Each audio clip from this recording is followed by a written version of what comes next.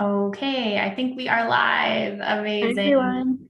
Hi, everyone. Hope you're all doing well. We're so excited to be here with you today for this live edition of Practice Better's Better Business Conversations. My name is Jen, and this is Brittany. We are both business success coaches with Practice Better. And yeah, we are excited to chat with you today all about how to have successful sales conversations. So this is a juicy topic, and we're also going to share how the Practice Better platform can support you in that process. So make sure you stick around to the end because we will be doing a little bit of a demo of the platform itself. So yeah, to dive in, let's first just chat a little bit about, what are sales conversations to begin with? I mean, it's pretty straightforward, but, really a sales conversation as a health and wellness professional would be any conversation with the objective to really convert, a prospective client or a lead to a paying client. So typically those conversations may take place during a launch, sort of when inviting clients to join your offering, perhaps inviting them into a program or a package or that kind of thing. So that's a little bit about sales conversations. You may or may not have that as part of your process. I know many health and wellness professionals do, and it can sometimes be a bit of a daunting part of running your business, anything to do with the sales process. We hear from many health professionals that, they're a little bit hesitant around that. But, of course, this is necessary to help clients make the decision to choose to work with you. So that's why we really wanted to share about it today. But what we really want to do is sort of shift the narrative a little bit about what sales conversations need to look like in order to convert leads to paying clients, and really emphasize that you don't need to compromise your integrity or even feel uncomfortable when having these conversations, right? Because there's a lot of information out there that may not feel in alignment for you, but you can have these conversations that actually feel good for both you and your client. So that's really the ethos of what we want to share today is kind of, 5 main sort of strategies or ideas to help you have those successful sales conversations that feel good both for you and for your client. Yeah, as somebody who came from a sales background, I've been through so much training and so much, I guess, advice thrown my way that just didn't feel in alignment with me. I always felt like the salesperson who wasn't really a salesperson, and it was something that I did for 12 years. So obviously I was, but I had my own way of doing it. And I think it's so important that you really have to take the time to pave your own path and find what works for you, because the second you try and follow someone else's advice or guidelines and it doesn't feel like you, it's just going to feel like a grind the whole time. So to share that first idea with you, what I want you to consider is to let go of any perceived ideas or stereotypes that you have about sales. So I know, myself included, even when I got into sales, I had this idea of what sales was. And I had maybe some mental roadblocks up at the very beginning. Some of us think about the pushy salesperson or whatever kind of way you have thought of it in the past, to let go of those ideas and reminding yourself that you can sell in a way that's authentic to you without compromising your values, kind of as Jen said earlier. And I really think that clients can pick up on your energy. So if you're in a place where you're trying to do it the way that you were taught or told, even if it didn't feel in alignment to you, and you're feeling like a disconnect between the way that you're trying to put yourself out there and the way that you really feel, I think clients can really pick up on that energy, and it might come across, even if they're not totally sure where that disconnect is, they're going to pick up on it. And then it's going to be like, does this person have my best interest in mind? Are they genuine? They'll start to kind of question what it means to work with you. So keep that in mind. And with that kind of said, I really think that your personal mindset matters too, because again, if you're feeling in this place where it doesn't feel right, maybe you're getting that icky feeling in your chest, that you're going through the sales and the motions of it, your personal mindset matters too. So remind yourself like how you're labeling sales, and that inner voice matters, because it's going to come through in your actions when you're actually talking to clients and having those sales conversations. Yeah, I love that one, Britt.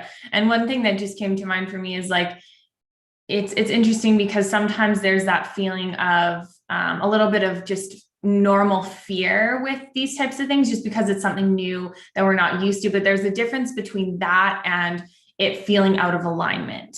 So like your intuition saying, you know, this doesn't feel like the right process or way to sell for me or whatever, versus just feeling a little bit of that natural, normal fear of doing something new. So I think that's an interesting piece to consider too, is, you know, if you are feeling a little bit like nervous and maybe a little bit fearful, it doesn't always mean that like this isn't the right process for you, but just to like tune into your intuition to see, you know, does it feel in alignment or not, kind of thing.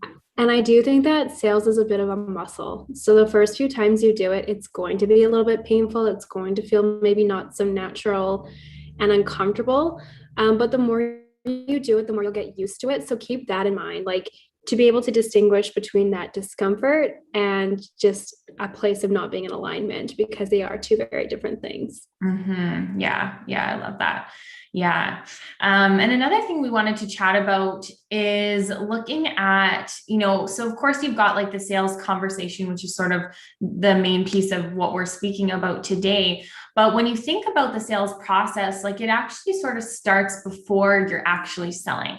So that's another thing we wanted to touch on is, you know, this successful sales conversation that we're, you know, aiming to set you up for starts before you're actually in that conversation. So it can start even, you know, in your marketing stage of when you're actually, you know, sharing about your services and even, you know, building community and sharing free content or those types of things. So, you know, when you think about someone's like a prospective client's decision-making process, it often takes them multiple like touch points and multiple times of seeing, you know, you share things or learn from you to have them take action. So really, you know, the sales process, like I said, sort of starts much before that sales conversation. And you want to sort of set yourself up for a successful sales conversation by looking at your marketing sort of process and that building relationships piece. And that will really contribute to that smoother sales conversation, if that makes sense. So really looking at, what are you doing to support your prospective clients? So maybe you're, you know, sharing on social media, maybe it's your email list, maybe it's in person, depending on, you know, what type of work you do. So this idea of, you know, sharing content with them before the sales process even starts, so that they have sort of that education piece. You can even share, you know, personal stories and that kind of thing to really help the clients, prospective clients, see you as a real person, and build that trust and relationship with you and that kind of thing. So just, you know, looking at the types of content you're sharing as part of maybe your marketing or even just general relationship building as an important piece of the puzzle for those sales conversations to really like set you up for success.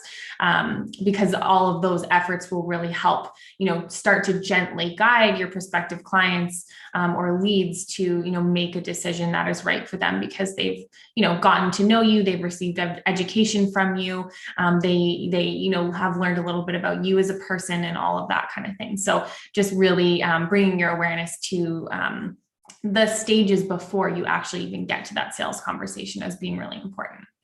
Yeah, I also kind of think that marketing and sales really bleed together. Like it's hard to really draw a clear line between the two of them. And you could almost think of your marketing as maybe an indirect sales conversation where you're not having it as one-on-one and you're not getting to actually speak to one specific person necessarily, but it is still like you're conversing with your ideal client. At least that's what we're hoping, right? So think about it maybe as like an indirect conversation compared to the more direct conversation once someone's had exposure through those marketing touch points, and then they're further connecting with you one-on-one. So the next one is getting to know your clients, which is a really important part of it. I spoke a little bit just now about marketing being that indirect conversation with your ideal client. Well, first of all, you have to get to know your ideal client. So we really want to emphasize like the relationship building point of this and just building rapport right from the very beginning. Like Jen said, getting them to realize that you're an actual person too, and you're seeing them as the same, I think is really important. Jen actually shared this term with me and I loved it. She referred to it as trauma poking. And in sales, there's this very kind of typical formula of figuring out your client's pain point and using that as kind of your arsenal to get your message across and to emphasize why they need to change. But there's kind of two ways you can do that. You can really focus in on their pain points and highlight how uncomfortable they are, which Jen kind of referred to as trauma poking, which I think was a really accurate way of describing that. Or you can maybe more so highlight the benefits and the change that they'll receive by working with you. And of course, if you're trying to make your clients feel good and inspired and motivated for change, maybe the latter is the better way to go. But whatever way you do it, we wanted to kind of maybe share with you the idea of no trauma poking or shaming them in their current situation. Everyone is in their own place, their own journey. And as health practitioners, it's up to us to kind of honor that and meet them where they're at. So really taking the time to understand them and listen to their pain points, and making sure that you're the right practitioner for them. Hearing their story, you'll be able to make sure that there's an alignment between the two of you, because if maybe you're hearing them and you're in that sales conversation and you're picking up that maybe they need to work with somebody else before you, maybe there's, maybe you work with clients for PCOS, but there's a real emotional component that you're picking up with from this client. Maybe they need to do some work on that and before they really dive into the hard work with you. But again, reminding them of the positive outcomes that you can lead them to. Being very solution oriented can be, again, just that motivation and that inspiration that a client needs to actually step into change, because that can be really hard for people. I find that validating their experience is another great way to build relationship and rapport, because it just proves that you're listening to them, and it proves that you have that natural human compassion and empathy that can be really useful and important when you're working with somebody in their health. It can be very vulnerable and intimate type of work that you're doing. So kind of really taking the time to getting to know your client, building a relationship with them. And really when it comes to the actual sales side of things, highlighting how they'll feel after they work with you, once you kind of know what they're struggling with. Mm-hmm. Yeah, I love that point. Yeah. And I think it's just about this point to me is just about really being a human, just connecting human to human with your prospective client as part of that sales process. Cause I think a lot of times the sales process can be taught to feel like there's a hierarchy sort of and dancing around that. And I think just trying to just build that, relationship with them on a very human level, that's the best thing you can do, because that's where real connection comes from, which is such an important part of that trust factor when someone's deciding to work with you. So, instead of, poking at their pain points, how can you sort of flip that to share the positive outcomes instead that they may experience? And, definitely understanding and learning what their pain points is helpful. Like Britt mentioned, to be able to learn if they're the right or if you're the right practitioner for them, but not to always turn that around and, use that against them sort of to get them to make the sale kind of thing. So yeah, it's an interesting point. I love that one. And sometimes people might not, when you're first conversing with them, they might need to scratch a little bit deeper below the surface. You might have to really help guide them with more open-ended questions to really understand their pain points. They could initially say oh, I'm struggling with acne or whatever, but understanding and tell me how that's affecting your life, to really understand what's driving them and motivating them to make their change. Because acne is one thing, but how it makes them feel and how it makes them go about their lives is a whole other. So continuing to prompt them with open-ended questions to get to the real root of their pain points, and then how you can deliver the change, will be a real key in those sales conversations. Mm-hmm. Yeah, absolutely. Yeah. And another piece that's coming to mind is sort of this idea of empowering your clients to arrive at a decision for themselves that really feels aligned for them. And so, instead of trying to, not force, but like really harshly guide them to make that decision, it's more about sort of putting that in their court to empower them to make the decision, because that part of the sales process and them deciding and feeling empowered about their decision to work with you is super key about the rest of the journey working together being smooth, right? Because if they're not feeling super aligned and they sort of feel like they were maybe pushed into making this decision, then, it may not be the right fit. And they'll also, the energy will be a little bit off throughout your time working together, most likely. So empowering them to arrive at that decision for themselves that feels really aligned for them. And, there's definitely ways that you can, help empower them to make that decision. So we've talked a little bit about this already, but really educating the client, giving them all the information that they need to make that decision. And, just sharing that off the bat to make sure it's really transparent and clear for them. Like, I think the clarity piece is really important. So, everything from, the pricing to what it's going to look like to work with you. So all of the details of the offering, the time commitment, like all of these pieces will really help them to make that empowered decision for themselves. Because when there's no sort of questions left, then it's a lot easier for someone to make a decision, versus if they sort of feel hazy about something, then, they may not feel comfortable to move forward. So really educating with all of the details so they feel really clear on what it will be like to work with you. Another thing that we talked about too is sort of using guiding questions to help clarify their needs. And I think that's a really nice way to, gently guide them in a way, like instead of sort of, maybe using some of those more harsh sales tactics, to use some of these guiding questions to help them make that decision. So just to learn, more about where they're coming from and what might be some of their hesitations or their roadblocks and that kind of thing. And just sort of those like open-ended questions that will just help give them clarity, in their own mind kind of thing. So I think that's sort of the main piece of that point I wanted to mention, is just really putting the ball in your client's court to make that empowered decision for themselves, because that will then ensure that when you're working together, it will feel much more in flow and aligned and that kind of thing.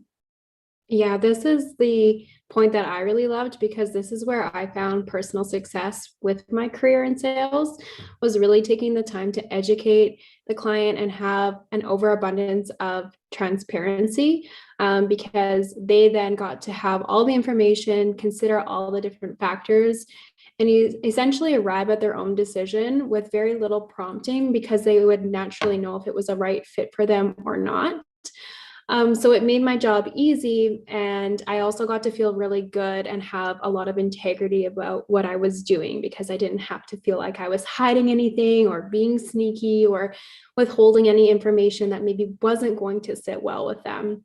So I always like to think that when you're educating and guiding the client, you really have to step out of your shoes as the expert and step into their shoes as someone who's maybe coming in and learning about something for the very first time.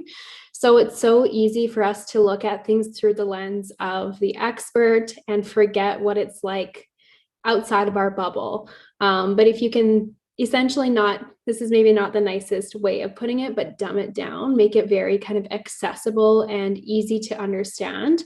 I think that's going to go miles with potential future clients. So one little piece of advice is to drop any kind of industry jargon. So this was something, again, that I'm pulling from a past life that I still continue to do today, but people who are coming in for the very first time might not know all the terms that you know as an industry expert. So in the health and nutrition world, maybe that's like dropping a term like nutraceuticals, or maybe you're talking about something in relation to the body and you're talking about the parasympathetic nervous system. Well, people aren't necessarily going to have that same level of base knowledge that you do. And the second that you start dropping these terms and names that are maybe going in over their heads, they're going to maybe get up a little bit of a wall and feel like they don't know what you're talking about. It's not landing with them. It's not resonating. And maybe this isn't the right fit for them. So until you have that opportunity to educate them on what some of those terms mean, perhaps, then maybe sticks to some more basic language so that things come across abundantly clear for your client. And again, they have all the information they need to make the right decision for them.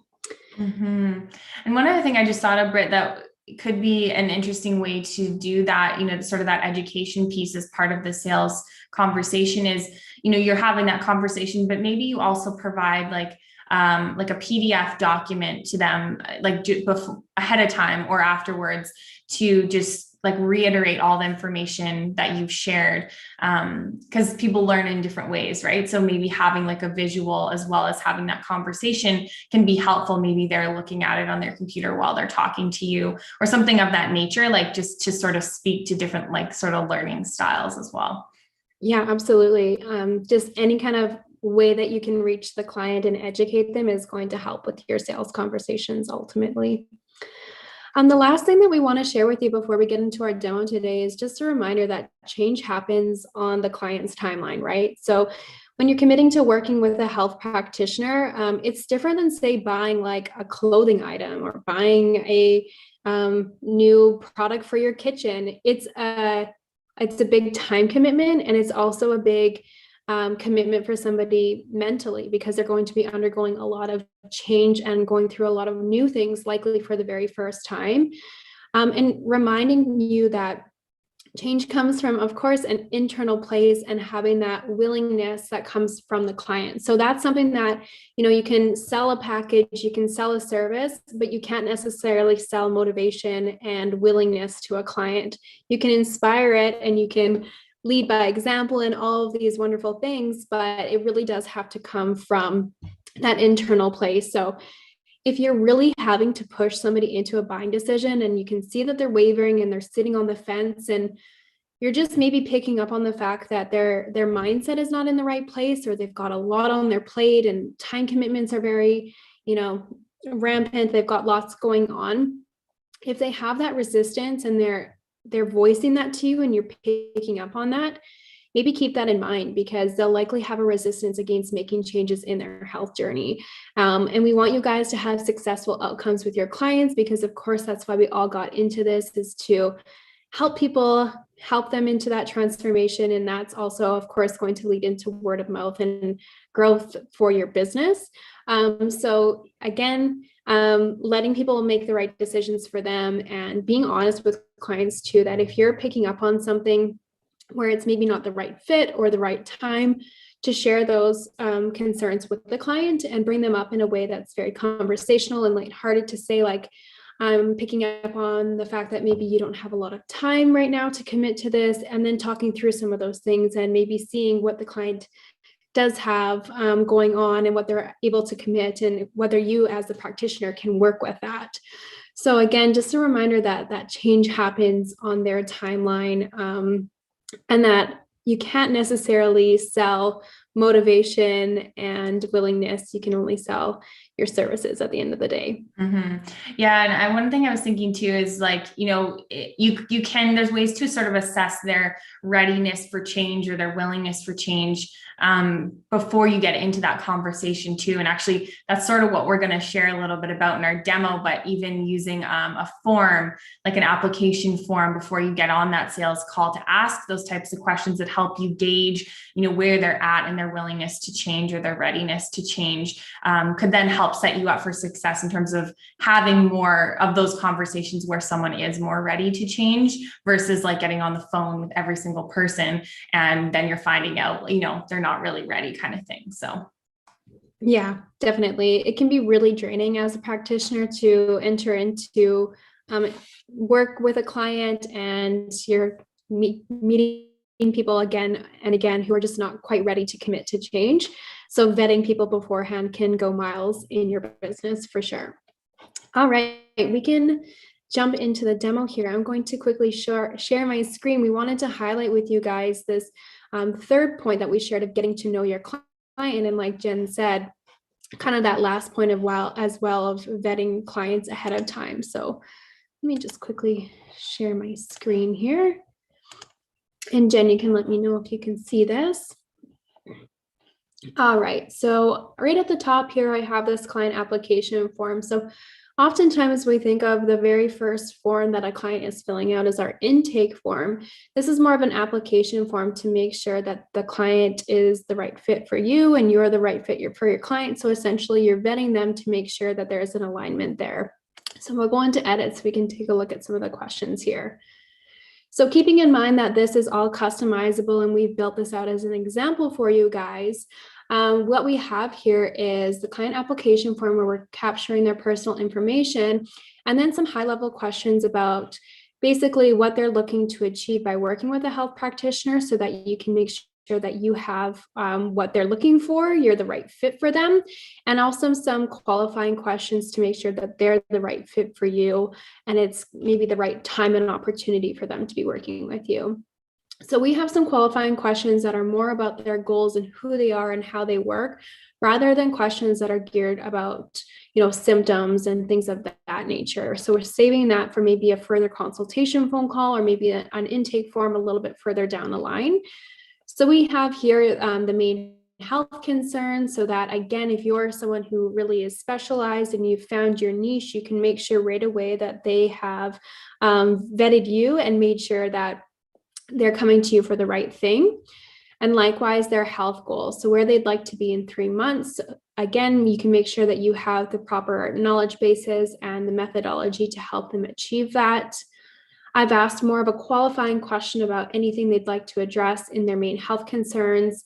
So have they tried anything and what worked and what didn't work? So I can maybe get an idea of who they've worked with in the past, where they found success, where they didn't. Again, I'm trying to get a feel for whether or not we're the right fit for each other. And then what's preventing you from achieving this goal? So anything that they're perceiving to be a bit of a roadblock or a challenge at this time, again, making sure that I have the necessary skill set to see them through some of those things. Stress levels, so just a more of a little symptomatic question, but gauging kind of where they're at in their current situation. And then also having a commitment question at the end here. So of course, investing in my services is going to be an investment of time and money. So I want to know upfront whether someone is actually willing to put those things forward. So I have that question at the end here, and this is going to give me a real clear idea if someone's willing to put in that time, effort, financial commitment to the services that I'm going to provide. So you can see that this is a fairly short intake form. So likely with this, what I would do is if someone fills this out from an initial kind of touching base with me, and I've provided this either through a public booking link or I've embedded it into my website, perhaps, I can quickly review this, make sure that they're the right fit for me, and then maybe hop onto a call for them and get more into a sales conversation where I can provide them what I have to offer, what might be a good fit for them, because from this, I'm starting to understand their pain points and I can understand what benefits they're going to maybe get a lot of value out of. So it's really going to give me direction in my sales conversation to understand where they're currently starting with, what challenges they're facing, and what I'm going to be able to deliver them. That's going to hopefully help solve all those different pain points. So you can decide from here, once they filled it out from the public booking link, or maybe once it's been embedded in your website, if you want to add them to your actual client base. So once someone fills this out, if they're not in your system at all, they'll be added as a prospective client, so they won't count towards your total client count. And then from there, you could, again, follow up with a booking link as a next step where they can either book a call with you or something of that nature. All right. And anything else to add to that, Jen? Yeah, I mean, I think that covers it. I think we really just wanted to highlight the capability within Practice Better to facilitate some of that, sales conversation process. And I loved this example, Brett, of this sort of application form, because like you said, it just really helps to give you as a practitioner important information to set that sales conversation up for success, right? You can gather that information ahead of time, and then you're not getting on these calls with, every single person who's interested that may not be the right fit for you. And so I loved those questions. It's just a real way to simply check in, really easily check in, and utilize it from that perspective. So yeah, I think that's great. Awesome. Well, thank you anyone who has tuned in with us live, or even if you're catching the replay here on YouTube. We're so appreciative of you taking the time to watch our little chat about sales conversations today. And we hope we've left you feeling inspired, maybe if you've had some hesitations towards sales in the past. So we'd love if you shared in a comment kind of your takeaways from today's chat. We always love to hear from you guys. And if you are finding lots of value from the videos that we're sharing, please like this video. You can also subscribe to make sure that you're notified of any new ones that come your way. We're always sharing lots of different ways to build your business, lots of different advice, and also ways to optimize your use on the platform. And if you had a question about what you heard today or saw in the platform, you can always reach out to our support team. So customer success, can reach them at help@practicebetter.io. We'll leave it in the description likely, so you can send that email there, and any questions you have about Practice Better or technical issues that you need help working through, they're there to assist you. Awesome. Thanks, everyone. So nice to see you all today, and we'll see you back again soon for our next one. All right. Bye, guys. Bye.